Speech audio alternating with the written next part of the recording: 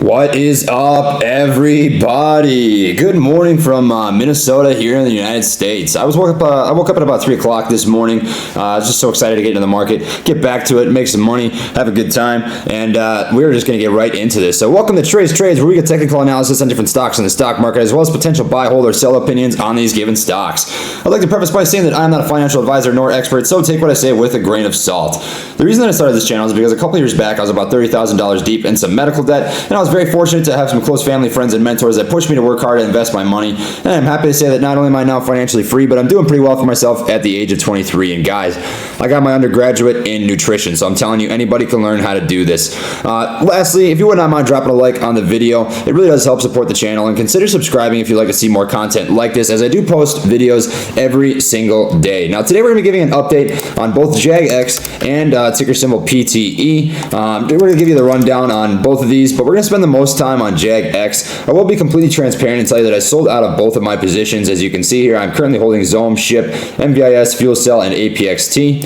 And just want to give a quick shout out to the guys over the Patreon before we get going. We did have some new members join us, looking at 171 total. Tijomar, Aaron, Drake, Tim, Nathan, Louis, Germ, Billy, Ibrahim, Manu, Jacob. Thank you guys so much for joining. The support really does mean a lot to me. They will have access to the private Discord where we talk about all things trading and different trading strategies, as well as real-time insight to my personal trading. Watch for the spam account. This is not me. You'll know it's not me because it doesn't have that gray box around his name. Don't buy his crap. Don't call that number. Report it if you can. That would be absolutely phenomenal. So there's a quick update on JAGX. You know, I did sell out of the stock on Monday. I don't know if I'm personally going to take another position in this. You know, I feel pretty good about the profits that I turned, but just to give you guys as much information as I can and help the community as much as I can, I will give you an update on what to expect on JAGX in the future.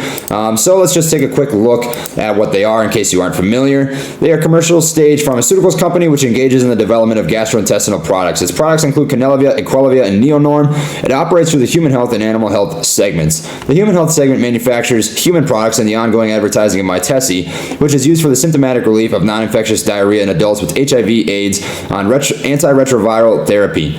The animal health segment commercializes prescription and non-prescription products for companion and production animals. And they are down on message volume quite a bit. Sentiment is down, price is down. Still about the same amount of followers on the stock.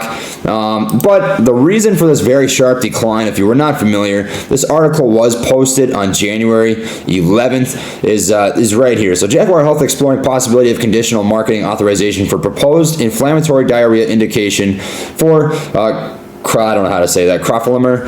I'm probably going to get toasted in the comment section, but initially in long hauler COVID-19 recovery patients in Europe. And then also the investor webcast scheduled for Thursday, January 14th at 11:30 a.m. Eastern time. So we did see that pretty steep decline because of the pushing of the webinar to Thursday.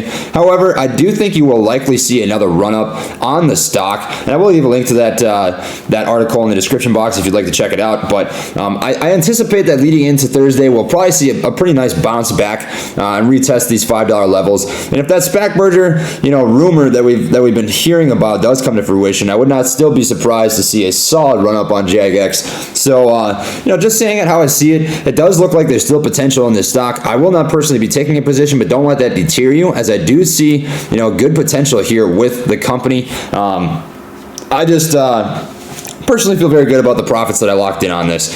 If we do come to my closed positions, and we take a look at JAGX, I made $2,744 and a pretty solid return of about 270% on that. So I'm very happy locking that in. I'm going to completely walk away. You don't get that opportunity very often. At Trades, we call that hitting a grand slam. And I'm just going to leave that for what it is and move on to the bigger and better things. But JAGX is looking very, very solid right now. I mean, we are coming back down.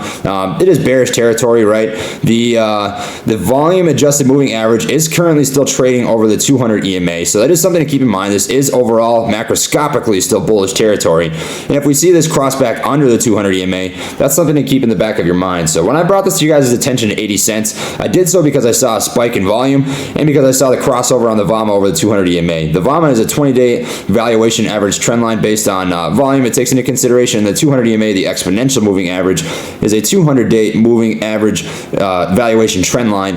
It just takes the average price action over 200-day moving period. And anytime you see the VAMA cross over the 200 EMA, that is really bullish sign. That's bullish confirmation. And anytime it crosses under, that's extreme bearish confirmation. So if we look at this on a 2-day chart, I anticipate that you're going to see a crossover on the VAMA back under the 200 EMA. Yep, we did sure have it. So it's either been underneath or hugging the line there, and it's that's a very bearish sign. So it's kind of a mixed bag. You know, macroscopically speaking, we are still bullish, but microscopically we are approaching bearish territory. It's not the end of the world yet, right? We did have a pretty harsh correction, but it can definitely still bounce. I mean, what comes to mind right off the bat for me is BNGO.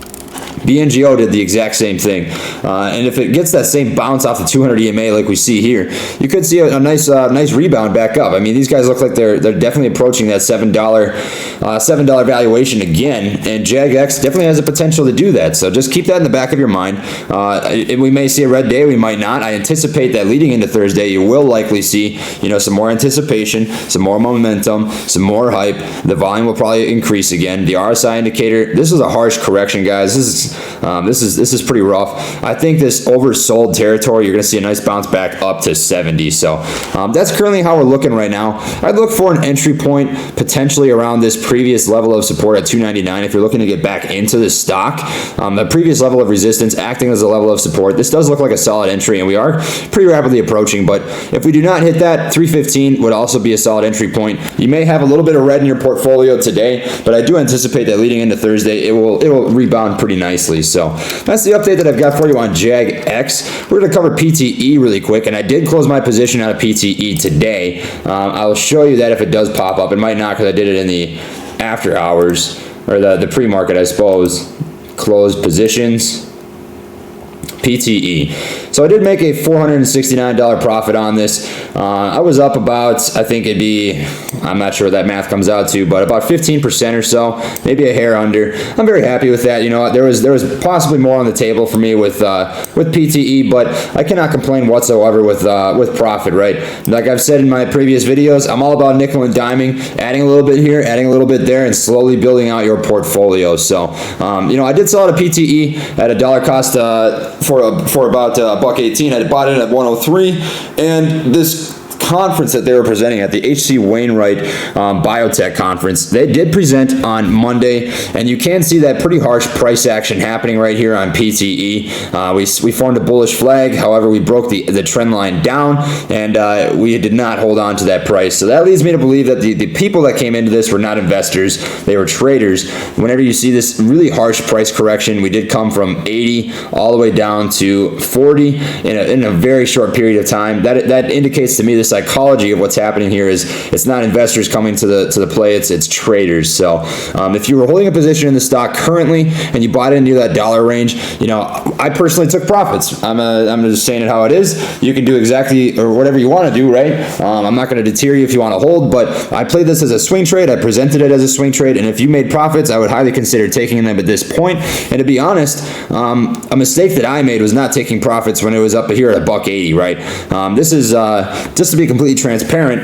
I got deterred by this price target that other people had said of $3. I thought, oh wow, we're almost at $2 already. I think $3 is doable, and that's a mistake. Don't make that same mistake that I made, right? I left profits on the table, and that's something that I'm always preaching to you guys not to do. So this could be a learning point for all of us, right? We still made money on this if you got in under $1, like I brought up to you all. You should still be sitting nice. You shouldn't be red whatsoever if you didn't chase this stock, but always take profits, right? Even if there is opportunity for more, if you're up 50%, 60%, 70%, 80%, and there's no upcoming news catalyst to keep pushing that price up, I'd take it every single time. I really wish that I would have. That's why I'm telling you guys right now, is because every day in the market there's a learning point, right? And for me, that was a learning point with PTE. Is you don't take you take what's on the table. You can't get greedy, right? We're doing a business. We're not gambling. We're here to stack good days, day after day after day, and slowly build out our portfolios. So if you are currently holding a position, like I said, I would consider taking profits, unless you view this as a mid to long-term hold. That's a different thing. I presented this as a swing trade opportunity, but if you're in this for a mid to long-term hold, that's a different situation. However, if you did swing trade this, I would consider taking profits if you are still up, if you didn't chase. If you're down a little bit, I'd consider either cutting your losses or dollar cost averaging down, but I'd prefer to take my losses and move my money where it can do more good for me. So that's completely up to you. You guys make your own decisions. If you would like to hold the stock, I do have these levels written off for you at about $1.25, $1.39, $1.50 as current resistance, and then $1.95. We could just call this $2 as a level of resistance at the very top. So if you see a retest of these levels, just keep that in the back of your mind. The volume is dropping quite a bit, compared to the last 2 days of pre-market and aftermarket hours. It's very shy of the volume we've been seeing, so the volatility isn't really quite going to be there.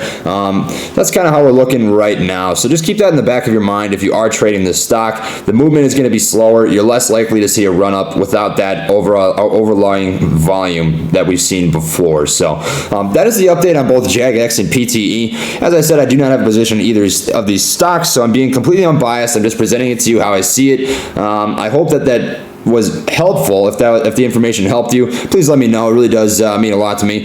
Drop a like on the video if you could. It really does help support the channel, and consider subscribing if you'd like to see more content like this, as I do post videos every single day. And lastly, I do have an affiliate link in the description box for TubeBuddy. Now, TubeBuddy is an SEO optimization website that I personally pay a $9 per month membership fee for, and it is highly what I attribute growing from 0 to almost 6,000 subscribers in a little over 3 weeks. So if you're a content creator or are looking to become one, I could not highly recommend this enough. It helps get your videos into the eyes of your intended audience, and if you use my link, I will receive a commission off of your purchase at no extra cost to you. So it is a great way to support the channel. If you're not interested, that's totally fine. I'm just glad to have your support by taking the time to watch my videos. So thank you for watching today, my friends, and I will see you all next time. Peace.